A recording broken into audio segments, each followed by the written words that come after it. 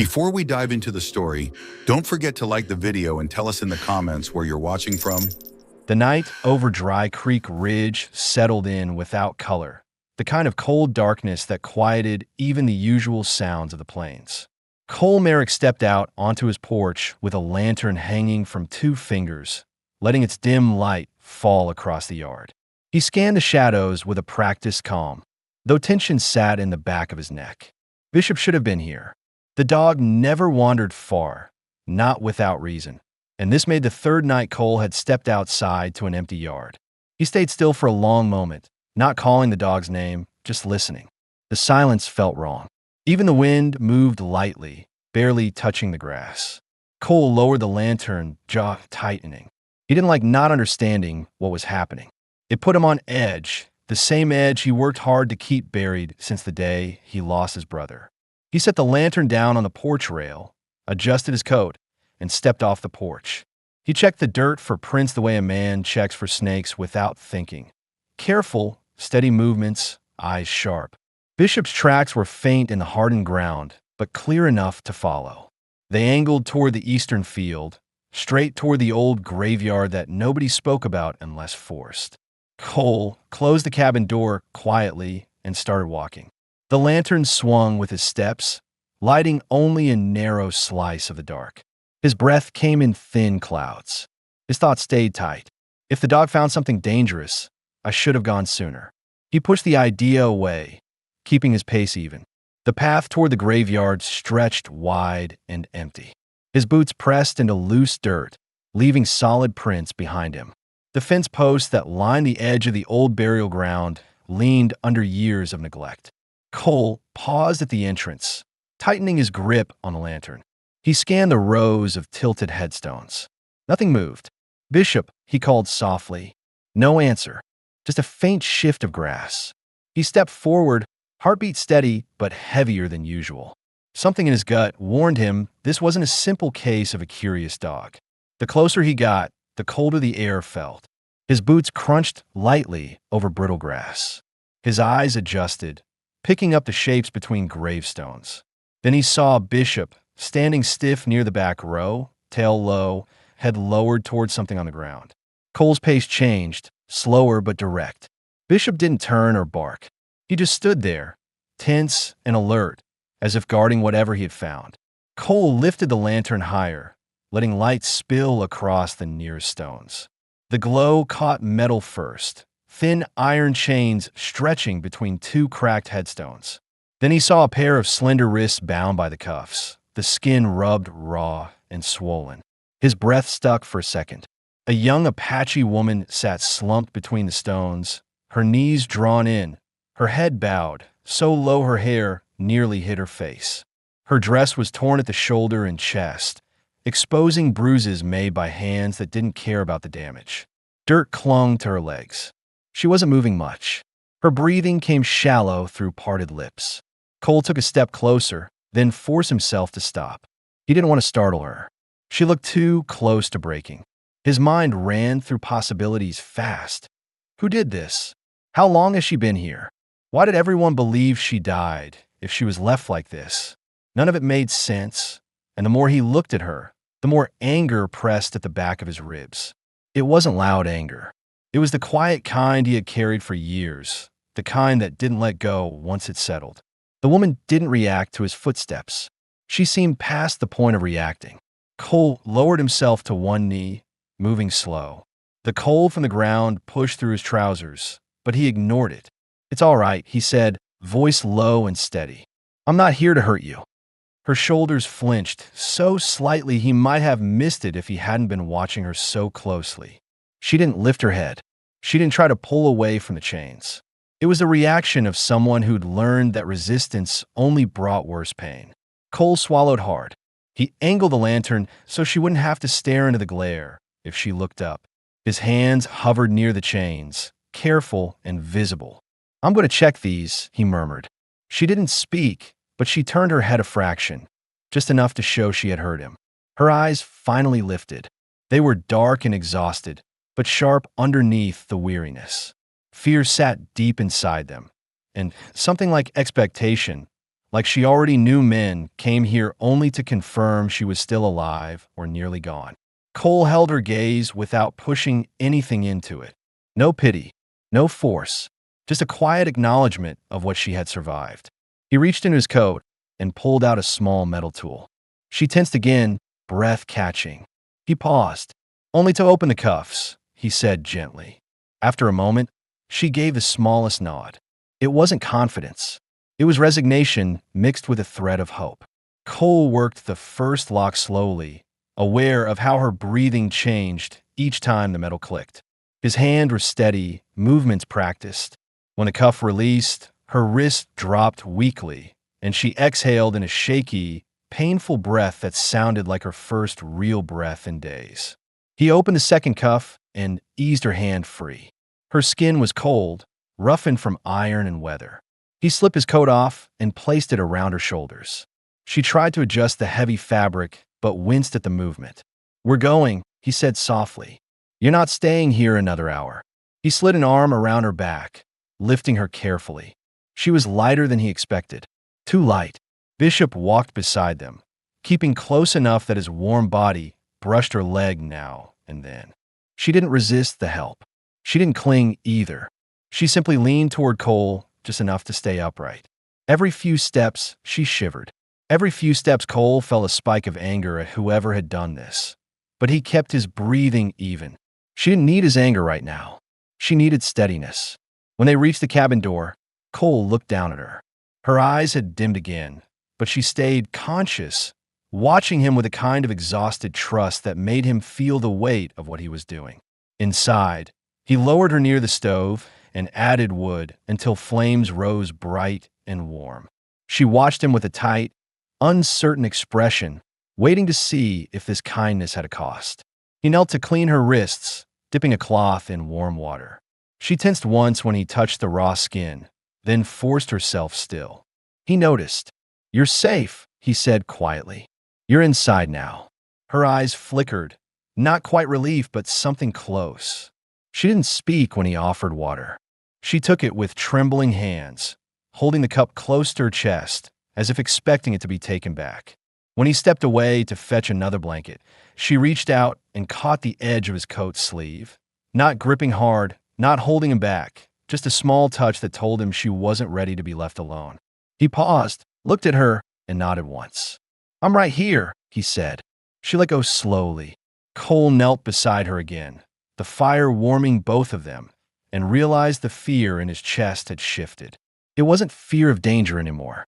It was fear of failing someone who clearly had no one else left. He stayed there until her eyes finally closed, not trusting sleep but unable to fight it. And for the first time in years, Cole understood that something in his life had already changed, and he had made that decision the moment he stepped into the graveyard. Cole woke before dawn, the same way he had for years, alert, still, listening to the room before he moved. The cabin was cold except for the steady warmth coming from the stove, where the fire had burned down to soft orange coals. He sat up slowly, letting his eyes adjust. Nayeli slept on the blankets he'd laid out near the stove, her small frame curled tight, his coat wrapped around her shoulders. Her breathing was uneven at first, then steadied into a soft, fragile rhythm. Bishop lay beside her, head on his paws, watching her with a kind of protective focus that Cole hadn't seen from the dog toward anyone but himself. Cole rubbed his hands over his face, feeling the weight of the night settle fully.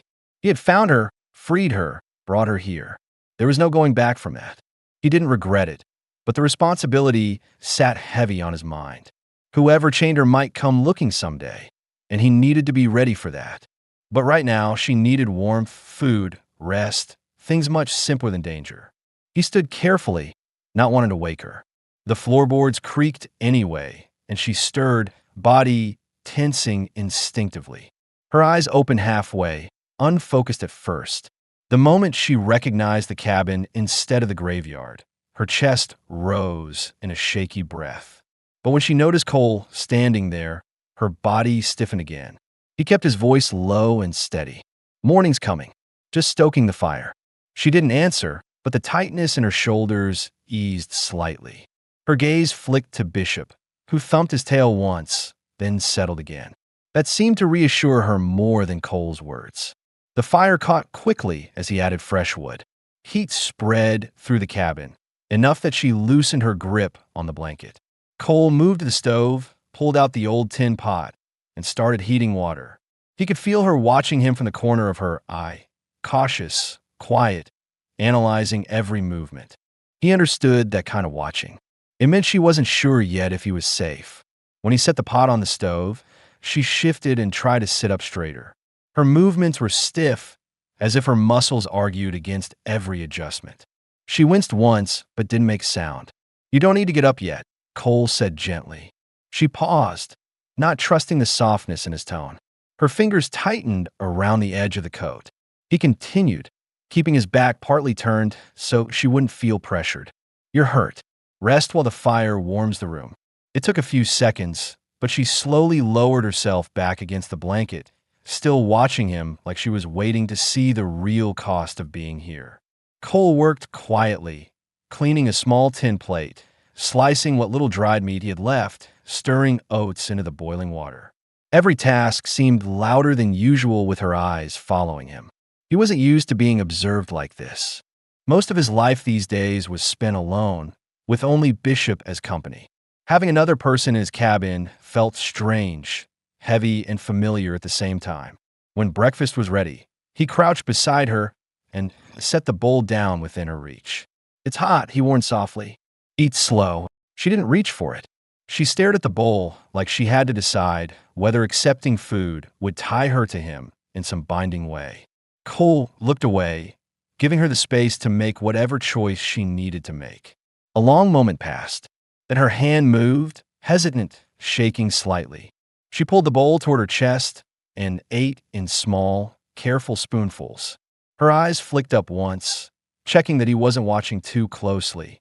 When she realized he wasn't, her shoulders dropped half an inch, her guard easing by the smallest degree. While she ate, Cole stood and moved to the window, scanning the plains for movement out of habit. Nothing but wind. He felt her gaze shift to him again. He wondered what she saw, a stranger, a threat, the man who freed her, or just another unknown risk. When she finished the last spoonful, she set the bowl down with both hands, almost reverently, as if she wasn't used to anything being hers to finish. Cole walked over slowly. "Your wrists need looking after." Her breath caught.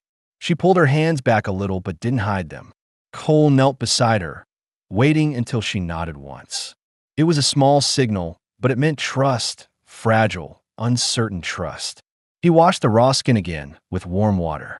She winced only once, but didn't pull away. He kept his touch steady, his expression unreadable, not wanting her to mistake concern for pity.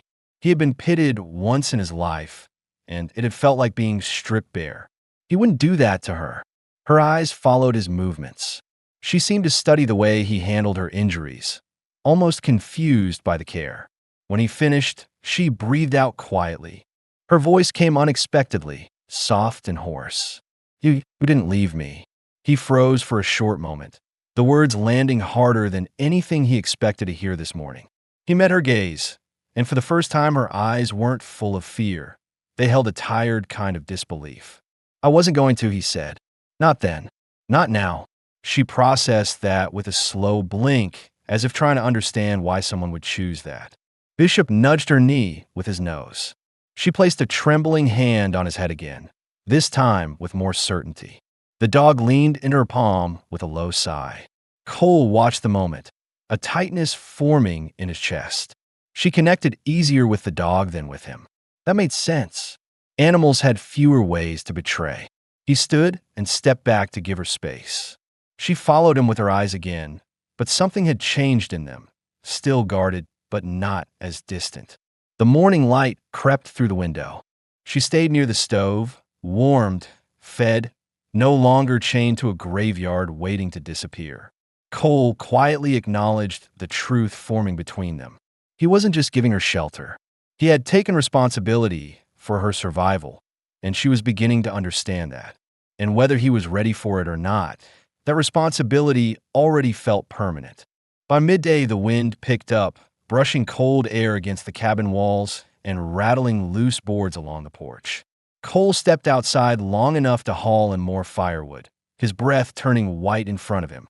He worked in steady rhythm, though his thoughts kept drifting back to the woman sitting inside.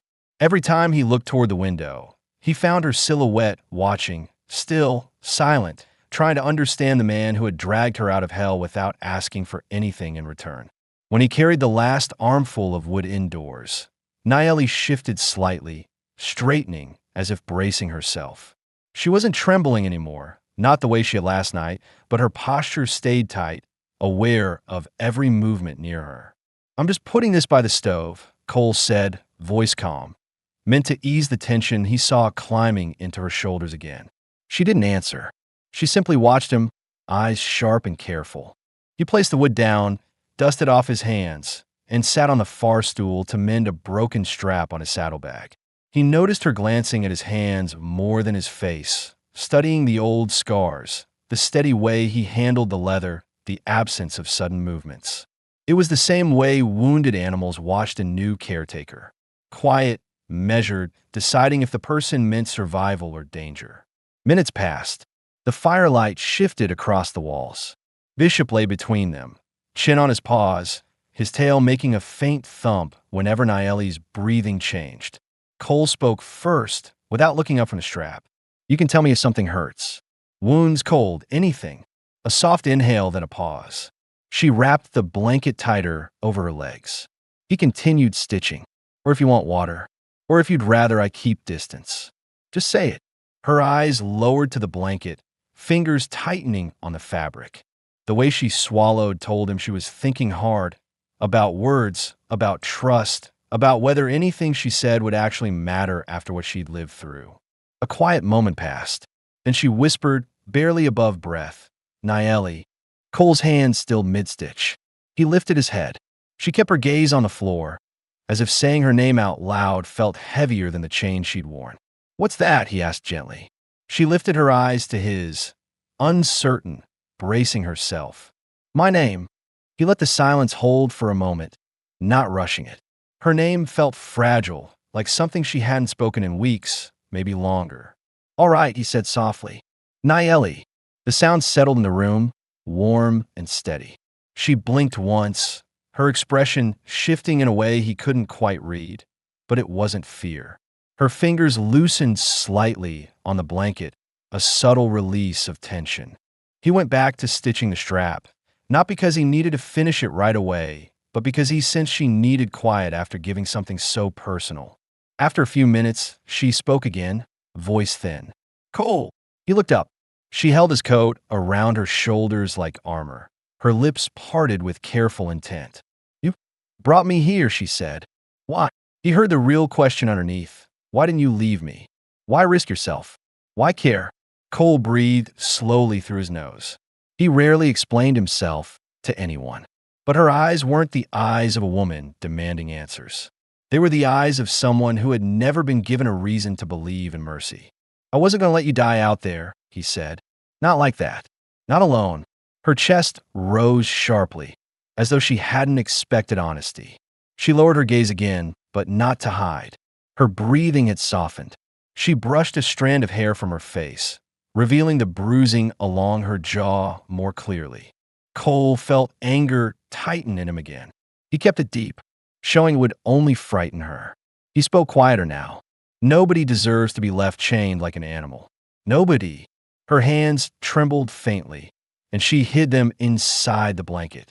She didn't speak for a long time, and Cole didn't push her to. Instead, he reached for a bowl of warm water and gestured gently to her wrists. "Fresh bandages. It'll help." She hesitated. Trust didn't come easy. Every inch she moved toward him was a decision. After a few seconds, she extended her arm, slowly, as if expecting pain. Cole took her wrist with careful hands, applying warm water to the raw skin. She inhaled sharply once, then steadied herself. Her eyes stayed on his face, watching for any sign of cruelty, any flicker of intention she should fear. She saw none. When he wrapped the soft cloth around her wrist, her fingers brushed as lightly, not by accident, not quite on purpose. A cautious test. Cole stayed still, giving her space to pull back if she chose. She didn't. After he finished, she whispered, "Thank you." It came awkwardly, shaped by discomfort and vulnerability, but real. Cole stood slowly, not wanting to overwhelm the brief moment of openness. He stepped aside and began cleaning his tools. Behind him, Naeli exhaled deeply, the first unguarded breath he'd heard from her. Bishop shifted closer to her, resting his head on her knee. This time, she placed her hand on his fur without hesitation. She had spoken her name. She had allowed his hands to tend her wounds. She had thanked him. Small steps, but for someone who had been left to disappear in silence, these were monumental. Cole felt it settle inside him. This wasn't just the aftermath of saving someone. This was the beginning of her coming back to life.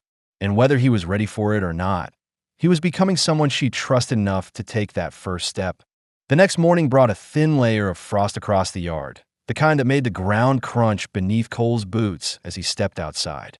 The sky was pale, still holding the last traces of dawn.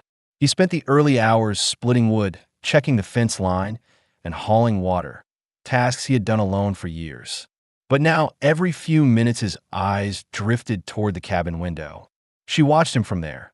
Naeli, her face partly hidden behind the frame, her expression unreadable but alert. She wasn't hiding. She wasn't slumped in exhaustion. She was observing, trying to understand the rhythm of a world she had been ripped from and now thrust back into. Cole carried the final load of wood inside and felt the shift in the air immediately. Naeli straightened from where she'd been sitting near the stove, hands folded tightly in her lap. The blanket he'd given her rested across her legs. Bishop sat beside her, tail tapping the floor once before settling. "Cold out," Cole said, shaking the last dust of frost from his gloves. She nodded slowly, her eyes following the movement of his hands. Her gaze had changed over the past day, still guarded, but not as hollow. She was paying attention now, measuring her safety moment by moment.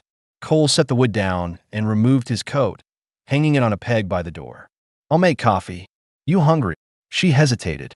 A long pause, then a small, careful nod. He didn't smile. He kept things simple. If he showed too much soft expression, she might think it was a trick.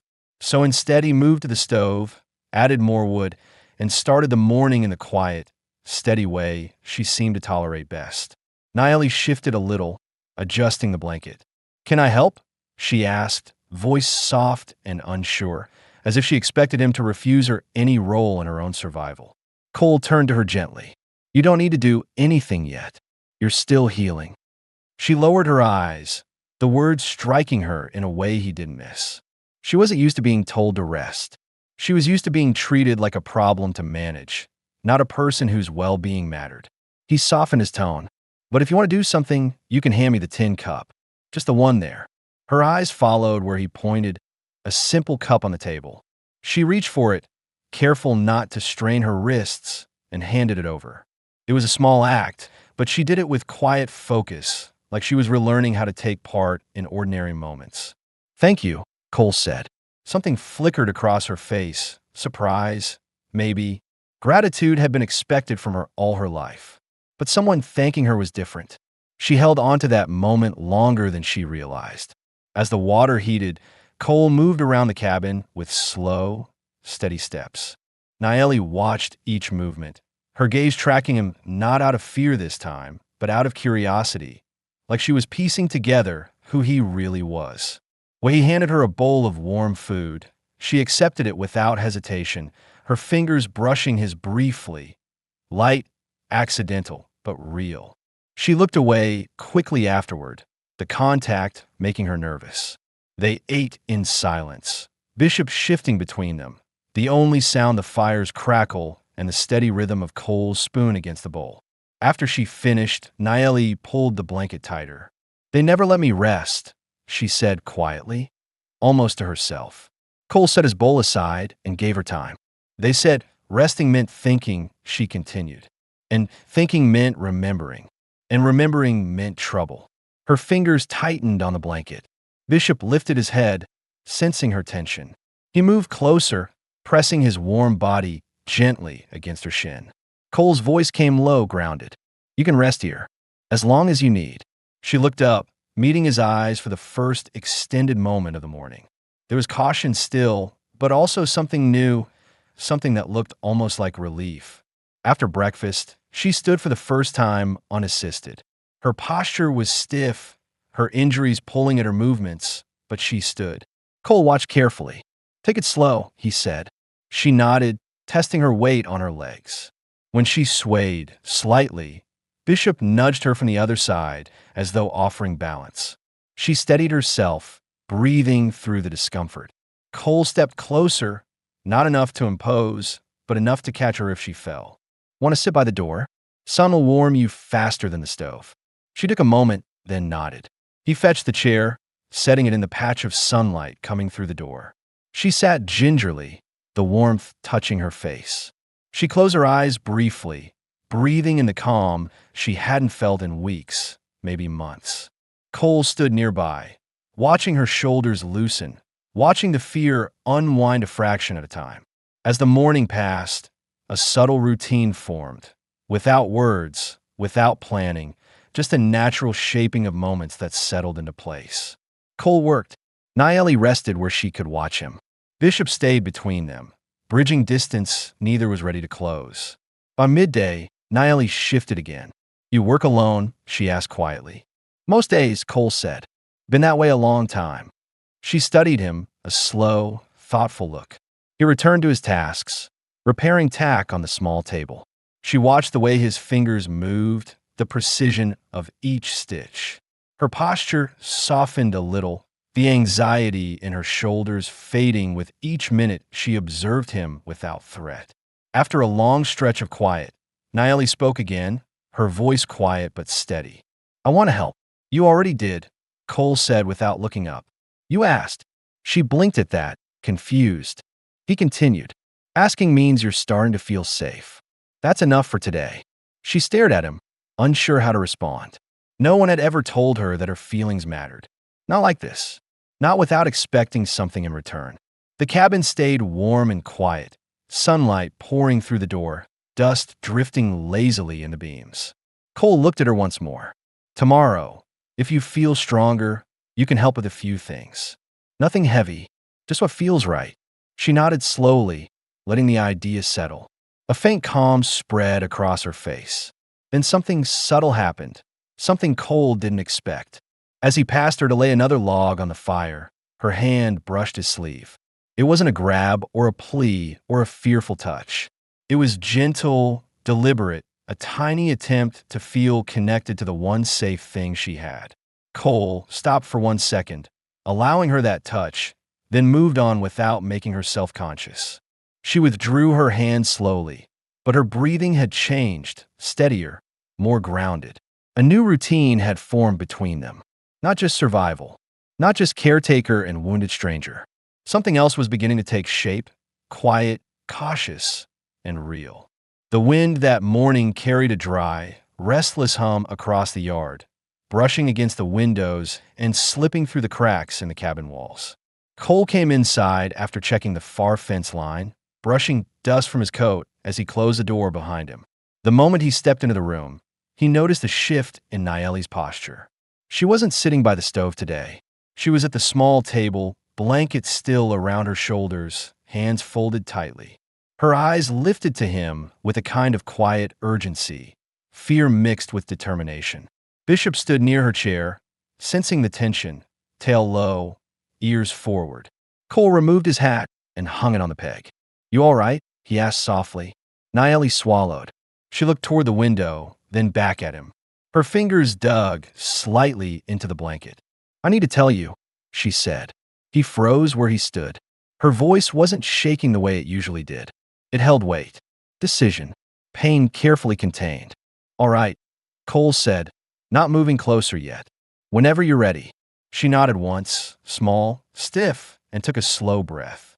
The fire crackled softly behind her, the only sound breaking the stillness. "They said I helped them," she whispered. "The men who raided near the ridge. They said it was me." Cole eased into the chair across from her, keeping his movements slow so she wouldn't feel cornered. "But you didn't." Nayeli shook her head, shoulders tightening. "I try to warn my people. I ran and shouted. They did not believe me. Thought I lured danger toward them. Thought I wanted trouble for them. She paused, breath unsteady. So they handed me over. The words hung heavy. Not dramatic, just devastating. Cole's jaw tightened. Betrayed by her own. Abandoned by the town. Chained in a graveyard like a crime someone wanted forgotten. It sank into him with a force he kept hidden behind his calm expression. What happened next? He asked gently. Her eyes flickered downward to her wrists wrapped in fresh bandages. They told the town I was guilty, she said quietly. They told them I was dangerous. That I would bring more raids if they let me walk free. She shifted slightly, wincing at the memory. Town didn't argue. They never looked at me. Never asked questions. Easier that way. Cole felt something cold settle under his ribs. He had seen towns twist truth before. Didn't matter if it was about cattle rustlers or a woman in distress. Easier to believe a lie than stand up to the men telling it. They chained me in the graveyard, Nayeli continued. Not to kill me. Not with their hands. They wanted nature to do it. Wind. Cold. Animals. Her voice dropped. No noise. No blood. No blame. She blinked hard, fighting to keep her composure. And then they told everyone I died. Cole leaned forward slightly, his voice low. How long were you there? She shook her head. I do not know days. Only cold. Only hunger. Only waiting. Her breath strained. When her dog came the first night, I thought it was a spirit or a dream, but it was warm. It stayed beside me. Her eyes finally lifted to his, and the rawness in them caught him off guard.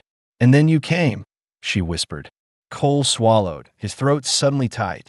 He remembered her eyes in the graveyard, empty, fading, almost ready to let go. He hadn't realized how close she had been to disappearing entirely. Nayeli continued, voice small but steady. When you touched the chains, I thought you would tighten them, or leave me there. But you did not. Her fingers gripped the blanket again, knuckles pale. I did not understand why you helped, she said. No one did before. No one. Cole exhaled slowly. He felt a heat build in his chest. Not anger at her, but at the men who had done this. At the town that had accepted the lie. At himself, for not having looked sooner. You didn't deserve any of it, he said firmly. None. Her chin trembled once. She pushed down the emotion with visible effort, straightening her spine. They will come, she said quietly, eyes drifting toward the window again. The ones who did this. They will not want anyone to know I am alive. Cole leaned back slightly, steadying himself. Let them come. She stiffened, startled by the certainty in his tone. He softened it, but didn't back away. You're not alone anymore. They don't get to decide what happens to you next. Nayeli stared at him, her breathing unsteady, trying to judge whether he meant it or whether it was something men said when they didn't understand the danger. Cole held her gaze, making sure she saw nothing false in his eyes.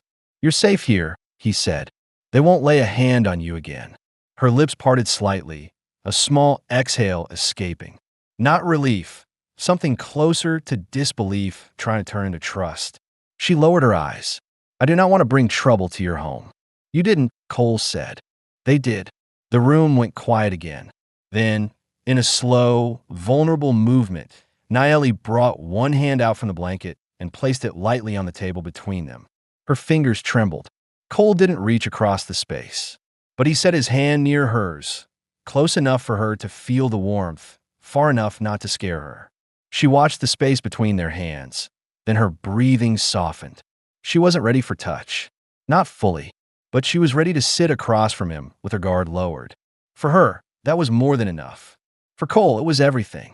In that quiet morning light, the truth settled between them like something too heavy to ignore. Her past had nearly killed her. His decision had saved her. And now their futures were tied closer than either had planned. Held together by survival, honesty, and a fragile trust that was beginning to feel like the first step towards something deeper. The sun dropped behind the ridge early that evening, leaving the yard covered in long shadows and the cabin wrapped in a quiet that felt different from the nights before. Cole finished securing the barn door, checking that no loose boards rattled in the rising wind, then headed back toward the warm glow escaping through the cabin window. Inside, Nayeli sat near the fire, legs tucked beneath the blanket, her posture still but no longer collapsed inward. She looked up the moment he entered, her eyes following him with a careful attention that hadn't existed on the first day. Bishop lay at her feet, his head resting across her ankles as if he had taken permanent ownership of the spot. Cole shut the door and hung his coat on the peg. Cold came in fast, he said quietly. Naeli nodded, gaze shifting briefly toward the window before returning to him. Outside looks empty, she murmured, voice soft but no longer trembling. Most nights do, Cole replied, carrying a stack of kindling toward the stove. His movements were slow, deliberate. He didn't want to disturb the fragile ease that had settled between them. The fire cracked softly as he added wood.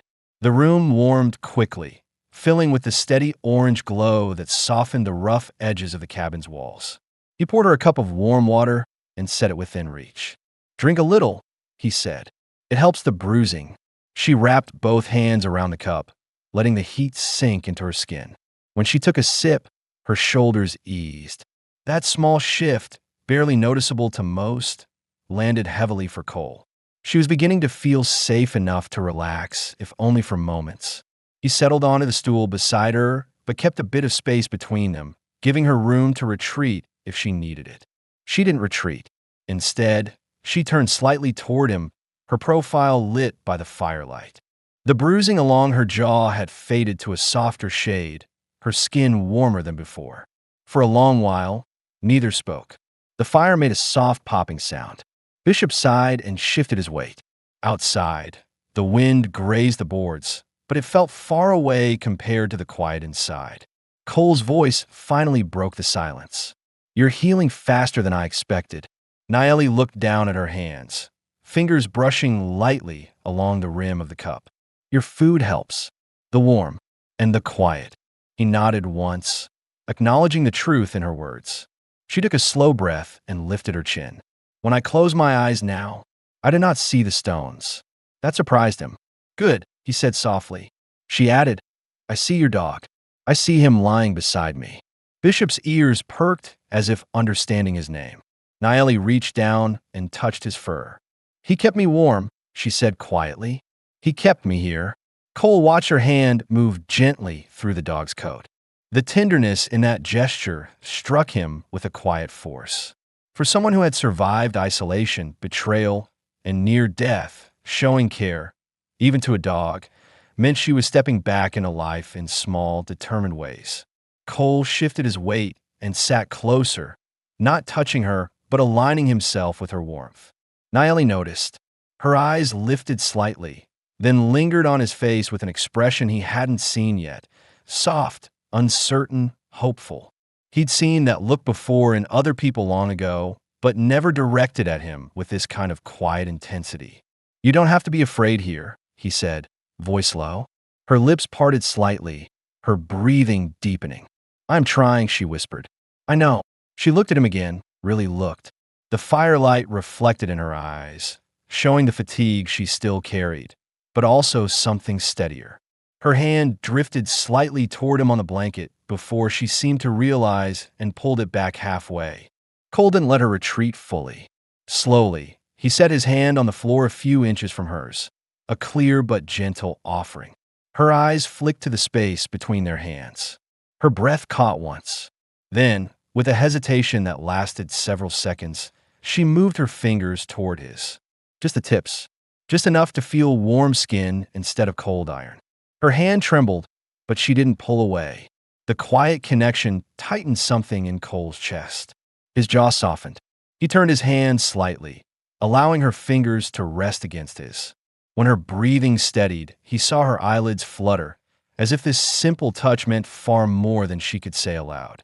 After a moment, she leaned in, carefully watching his reaction. Her shoulder brushed his arm. When he didn't move away, she allowed her head to come to rest against him, soft and tentative. He breathed out slowly through his nose, steadying himself.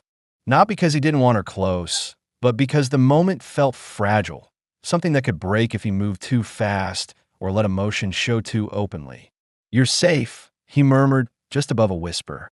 Naeli's voice came even quieter. "I know." Minutes passed in that quiet position, her head against his shoulder, his hand lightly touching hers. The fire warmed their faces. The cabin felt smaller, but safer than it ever had. She shifted once, leaning in just a little more, her body softening as some of the fear slipped out of her. Cole felt her trust settling into him, stitching itself into the empty places he had carried for years. When she finally lifted her head to look at him, her face was close enough that he could feel her breath. She didn't speak. She didn't ask anything. She simply watched him with a calm, searching gaze. It wasn't desire. It wasn't need. It was connection, quiet, slow-growing, and unmistakably real. And in that dim, fire-lit room, they shared a moment without words, two wounded lives leaning into warmth, allowing something gentle to begin between them. The next morning felt different before Cole even stepped outside. The air coming through the cracks in the window carried a sharper bite. A kind of stillness hung over the yard, not the peaceful kind. They both sensed it before a word was spoken. Cole woke first, as he always did. Nayeli was still wrapped in the blanket near the fire, her breathing slow but not fully relaxed. She had slept, but not deeply. Some part of her had stayed alert through the night, listening for danger even in her dreams. He eased away from the stove and reached for his coat. "I'll check the fence," he said quietly. Nayeli's eyes opened immediately. She nodded, though worry flickered through her gaze. Cole stepped outside. The cold hit him hard. Frost clung to the edges of the grass, and a faint trail of disturbed dirt near the gate caught his eye. At first, he thought it might be the wind, but the closer he got, the clearer it became that someone had stepped through the far side of the fence. Boot tracks, 2 sets, one pair heavier than the other. The prints angled toward the ridge, circling wide as if watching from a distance. Cole knelt beside the prints, his breath steady but growing heavier in his chest. He wasn't surprised.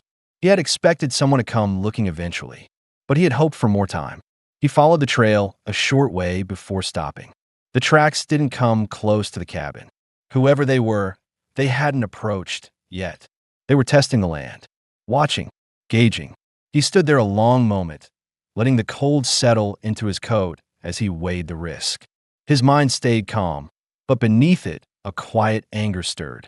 Not at Nayeli, not at the danger, at the men who had done this, at the thought of them trying to take her back. When he returned to the cabin, he found her standing near the door, arms wrapped tight beneath the blanket. She had seen his expression the moment he stepped inside. "Someone came," she whispered. He didn't lie. "Tracks by the fence. 2 men. Didn't come close." Her breath shook. She moved slightly backward, fingers tightening on the blanket. Bishop came to her side instantly, leaning against her leg. Cole removed his coat and hung it on the peg like nothing was wrong, keeping his voice steady. "They're scouting. That's all for now." Her gaze dropped to the floor. "They will not stop," she said. "They never do. If they know I breathe, they will look until they find me." Cole stepped closer, not too close, but enough to steady the tremor in her words. "Look at me." She lifted her eyes slowly, bracing for something sharp. "You're not going back to them," he said firmly. Her lips parted slightly in disbelief. "They will take me. They took me before." "Not here," Cole said. "Not while I'm breathing." Her chest rose quickly, then fell. She stared at him, searching for the gap in his confidence, waiting for the hesitation, the doubt, the part where he said he couldn't risk himself for her. It didn't come. He held her gaze until she realized he meant exactly what he said. Nayeli's breath caught, her throat tightening. She turned her face away for a moment, overwhelmed by something she wasn't ready to show. When she looked back, her eyes were damp but steady. "You would face them," she whispered. "I already decided that," Cole said. "The moment I cut those chains." She looked at him as if the world had shifted beneath her feet.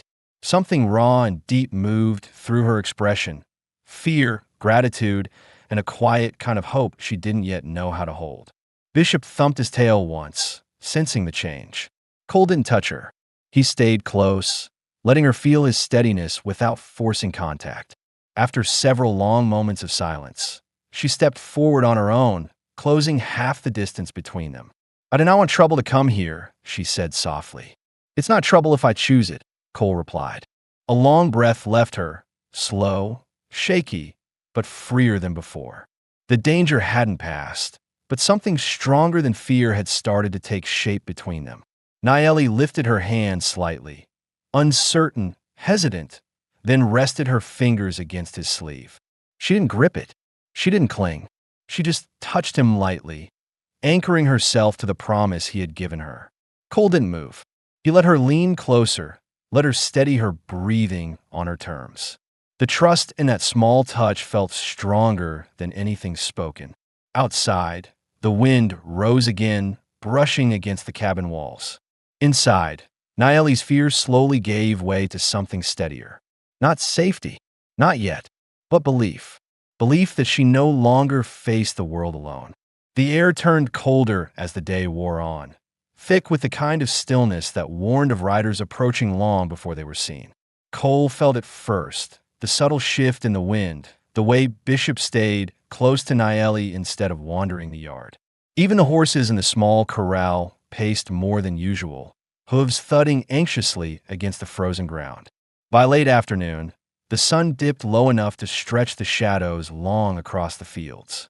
Cole stood on the porch, scanning the horizon with calm, steady eyes.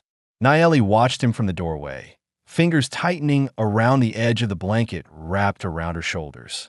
"You see something?" she asked quietly. "Not yet," he replied, though his tone held the weight of someone expecting something any moment. "But I hear them." Naeli stepped out beside him before she realized what she was doing. Her feet stopped just before crossing onto the porch.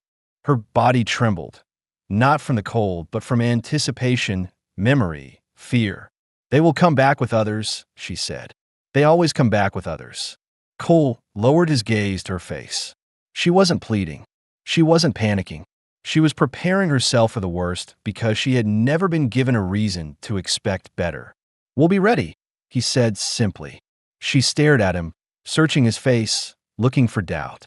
She found none. Cole's steady calm wasn't bravado. It was experience, the quiet strength of a man who'd survived long enough to understand exactly how far he was willing to go. Before she could answer, a faint sound drifted across the open land. Horses. Far off, but real. Naeli's breath hitched. She took one step back, only to stop when Bishop pressed his body against her leg, grounding her. Cole turned his head toward the ridge and narrowed his eyes. Two silhouettes appeared for only a heartbeat before disappearing behind the slope again. "They're checking the land," Cole said, "trying to see who lives out here. They'll circle wide first." Naeli wrapped her arms around herself, but it wasn't the blanket she held onto. It was the fear she'd carried for weeks. That fear had almost killed her once. She fought it now with clenched teeth. "They took everything from me," she said, her voice low, controlled. "My Nalma, my treta, my plaza." Cole stepped closer, not touching her, but close enough that she could feel his presence anchoring her against the storm gathering beyond the ridge. "They don't get to take this," he said. "Not the life you're building now. Not your chance to start again." She blinked hard, her throat tightening. She had no words for what he was offering. Protection without ownership, safety without force, a place in the world without conditions. The horses' hoofbeats grew faint again, fading behind the ridge. "Won't be today," Cole murmured. "They're measuring distance. They'll return when they think you're alone." Naeli nodded slowly. The fear didn't melt away, but it shifted, no longer choking her, no longer the only thing she felt. She glanced at Cole's hands, the quiet steadiness in them. Something inside her loosened, a knot she'd carried since the graveyard. As evening settled in, Cole pulled the door, closed behind them, and lit the lamps. The room warmed quickly, the fire burning strong. Naeli stood in the center of the cabin, staring at the flames, her face lit by the flickering orange glow. "They will not stop," she said again, more to herself than to him. Cole stepped beside her. "Neither will I." She looked at him slowly, her eyes tracing the calm lines of his expression. For a long moment, she didn't speak. Then she reached out, not trembling this time, and placed her hand over his. He didn't close his fingers around hers. He let her decide the pressure, the pace, the meaning. She held on tighter, grounding herself in a choice she'd never been given before. "They will not take me," she whispered. "No," Cole said. "They won't." Her hand remained on his. Her breathing steadied. The fear in her eyes softened into something else, something like resolve. They stayed like that for several minutes, standing close in the warm light of the fire, Bishop settling at their feet as if claiming the space beneath them. The sound of horses never returned that night. But the danger was real, and both of them knew it. Only now, for the first time, Nayeli faced it with someone beside her. Not a captor, not a stranger, not a passing mercy. Someone who had chosen to stand between her and the world. Someone she was beginning to trust enough to stand with. The morning arrived quiet and pale, the kind of stillness that seemed to settle over the land after a night of wind and worry. Frost clung to the grass, turning the yard into a sheet of brittle silver. Cole stepped outside first, scanning the fields in every direction before letting the tension leave his shoulders. No riders, no tracks, no sign of the men who had circled the ridge. Inside, Nayeli stood near the table, wrapped in the blanket he'd given her days ago.